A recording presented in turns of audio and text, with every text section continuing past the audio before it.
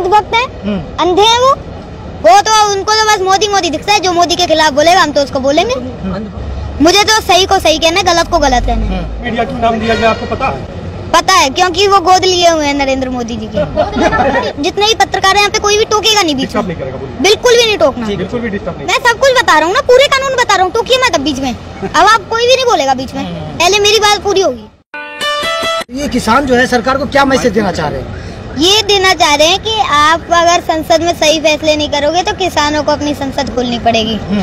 तो किसान संसद तो खोल चुके हैं, स्पीकर भी बैठा चुके हैं। हाँ, तो क्या जो दूसरा स्पीकर बैठे हुए हैं क्या उनको सुन रहे हैं? क्या वो किसान की बात मानेंगे आने वाले वक्त में? जरूर मानेंगे, इनको मानना पड़ेगा। अगर ये नहीं मानेंगे तो हम तो यहाँ पे ही बैठे रहेंगे। कर लो जो कर सकते, हम तो यहाँ पे ही बैठे रहेंगे। अगर ये कानून वापस नहीं करेंगे और MSP की गारंटी नहीं देंगे तो हम यहाँ से नहीं हटने वाले, साफ साफ कह रहा हूँ मैं। क्यों पढ़ाई लिखाई नहीं करनी है, आंदोलन नहीं करना है? क्या ऑनलाइन क्लास चल रही है, कहीं भी बैठ जाओ, फोन लो, बुक्स पास रखते ही हैं, बुक्स को अपने साथ रखो, लगाया फोन, क्लास ली, बुक्स से जो भी पढ़ाई करनी है करी, जो कॉपी में लिखना है लिखा, बस अपना काम करो। तो आपने आपदा को अवसर बना दिया है? बिल्कुल कर दिया है। अगर इतना अच्छा है, अगर हम ऑनलाइन क्लास ले सकते हैं तो लेंगे। अच्छा, किसान बार बार ये कहते हैं कि अगर बिल वापसी नहीं तो घर वापसी नहीं, 24 तक बैठेंगे। हाँ। तो आपको नहीं लगता कि किसानों का बहुत ज्यादा नुकसान हो जाएगा 24 तक? कुछ नहीं होगा, किसान अपने हकों की सही को सही कहेगा, गलत को गलत कहेगा। ठीक है, अगर एक किसान जाएगा ना तो 4 आएंगे।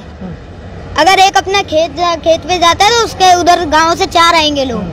आप अभी से जुड़ चुके हैं, मतलब आप छोटे हैं, जिसे बचपन लोग बोलते हैं, लेकिन कुछ लोग कहते हैं कि जो यहाँ लोग बैठे हुए हैं, इन लोगों को जो कांग्रेस है और दूसरी पार्टी है वो फंडिंग कर रही है। तो इसमें आपका क्या सोचते हैं इस बात को लेकर? देखिए, फंडिंग देखिए कुछ नहीं है।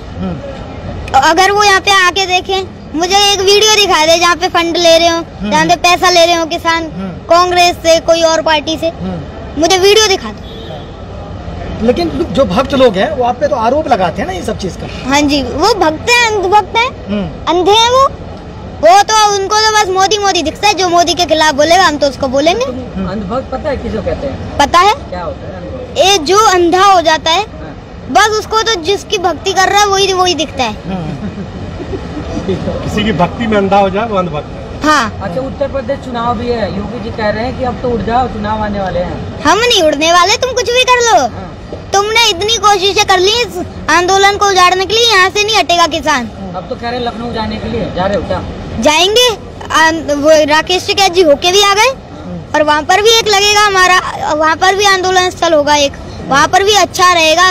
उधर भी एक, जैसे ये गाजीपुर बॉर्डर है, वहाँ पर भी ऐसे एक या सारे बॉर्डर जैसे हैं वैसे लगाया जाएगा। अच्छा, राकेश टिकैत जी कहते हैं कि दवाई डोज देनी पड़ेगी। तो किस तरह का डोज देने वाले हैं उत्तर प्रदेश में? डोज तो देखिए, जो चुनावों में इनको पता लगेगा, जब चुनाव के रिजल्ट आएंगे ना तो सबको पता लग जाएगा कि हमारी क्या डोज थी।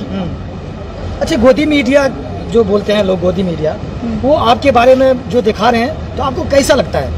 मुझे देखिए, किसी दुनिया की बातों से मुझे कोई फर्क नहीं पड़ता। मुझे तो सही को सही कहना है, गलत को गलत कहना है। चाहे कोई भी कुछ भी कहे, मुझे कोई फर्क नहीं पड़ता। मोदी मीडिया क्यों नाम दिया गया आपको पता है?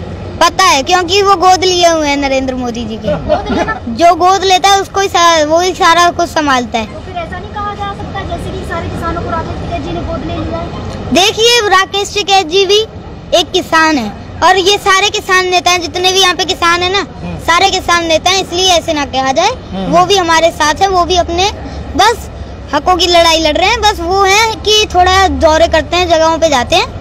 और मैं अपने पिताश्री डॉक्टर नरेंद्र सिंह चौधरी के साथ 1 लाख किलोमीटर चला, हमने यात्रा करी, मैंने आपको इंटरव्यू में बताया हुआ है। और साथ जो जितने भी देख रहे हैं उनको पता भी है। अच्छा, यहाँ 90 साल के बूढ़े आ गए, 100 साल के भी हैं, जवान भी है, और आप छोटे हैं, तो क्या आपकी टुकड़ी भी आने वाली है? तो आप छोटे छोटे हैं। बिल्कुल, अब एक जो पीढ़ी आएगी उसको भी पता लग जाएगा कि क्या सही है क्या गलत है, और एक टीम होगी बच्चों की तैयार हो। अच्छा, एक मुझसे डिस्कस कर रहे थे कि वो 12 साल का जो 8 साल का बच्चा है, उनको MSP और कानून के बारे में क्या पता, जो वहाँ जाके इंटरव्यू दे रहे हैं, बात कर रहे हैं? ठीक है, मुझे सब पता है, मैं अभी बताता हूँ आपको। देखिए, जो सबसे पहला कानून है वो मंडी को लेकर है, और जो दूसरा कानून है स्टोरेज को लेकर है, और जो तीसरा कानून है वो कॉन्ट्रैक्ट फार्मिंग को लेकर है। ठीक है, अब मैं कानून बताऊंगा। किसान नहीं, किसान का बच्चा बताए। हाँ तो क्या हो गया, मैं भी एक किसान हूँ ना। हाँ, तो बता रहा हूँ ना, अभी बता रहा हूँ। पर बीच में कोई भी, जितने भी पत्रकार हैं यहाँ पे, कोई भी टोकेगा नहीं बीच डिस्टर्ब में, नहीं करेगा, बोलिए। बिल्कुल भी नहीं टोकना, बिल्कुल भी डिस्टर्ब नहीं करेगा। ठीक है। देखिए अभी मैंने आपको सारे कानून गिना दिए, अब इनके पॉइंट गिना देता हूँ, ठीक है। सबसे पहला कानून था मंडी को लेकर। अब देखिए इन्होंने कहा है ऑल ओवर इंडिया में तुम अपनी फसल कहीं भी बेच सकते हो जहाँ पे अच्छी रेट मिले, ठीक है। इसलिए अब ये वो किसान जो है वो सबसे पहले गाड़ी करेगा किराए पे, फिर रास्ते में उसको डीजल देगा, डीजल भरवाएगा, उसका खर्चा, फिर रास्ते में टोल देगा, ठीक है। और उसका इतना तो खर्चा हो जाएगा जितना उसका प्रॉफिट नहीं होगा। इसलिए चाहिए कि पास की मंडी मजबूत करी जाए और एमएसपी की गारंटी दी जाए, जिससे अच्छे सही रेट मिलेंगे, जो तय रेट है उस पे मिलेगा। और अगर देखिए जो वो बेचारा, उसको शहर का रास्ता अच्छे से पता नहीं होता, वो कहाँ घूमता फिरेगा कि कहाँ पे अच्छी रेट मिल रही है। अब सीधा कॉन्ट्रैक्ट फार्मिंग बताइए ना, कॉन्ट्रैक्ट फार्मिंग में क्या लो? मैं सब कुछ बता रहा हूँ ना, पूरे कानून बता रहा हूँ, टोकिए मत अब बीच में। अब आप कोई भी नहीं बोलेगा बीच में, पहले मेरी बात पूरी होगी, ठीक है। अब दूसरा कानून है स्टोरेज को लेकर। स्टोरेज देखिए, पहले एक लिमिट थी कि इतना आप स्टोर कर सकते हैं, अब वो लिमिट हटा दी गई है।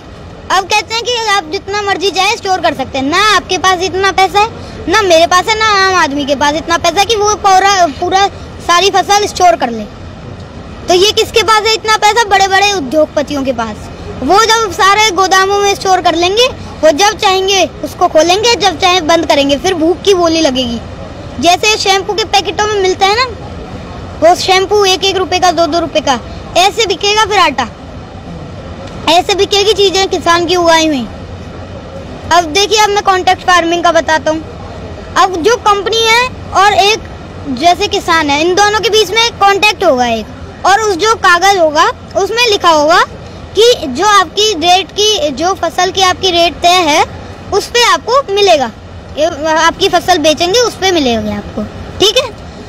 अब जो किसान कॉन्ट्रैक्ट फार्मिंग नहीं करना चाहता, ठीक है, या तो फिर वो मंडी में भटकता रहेगा कि भाई मुझे कहीं रेट चाहिए मुझे अच्छी, ठीक है, तो उसको जबरदस्ती फिर कॉन्ट्रैक्ट फार्मिंग करनी पड़ेगी। अब जिसको नहीं चाहिए कॉन्ट्रैक्ट फार्मिंग, तो इसलिए जो एमएसपी की गारंटी है वो मिलनी चाहिए, जिससे अगर वो मंडी में बेचने जाएगा तो फिर उसको आसानी होगी, उसको भी पता लग जाएगा, वो भी सहमत रहेगा, वो भी खुश रहेगा कि मुझे मेरी फसल की रेट तय मिलेगी। ये है।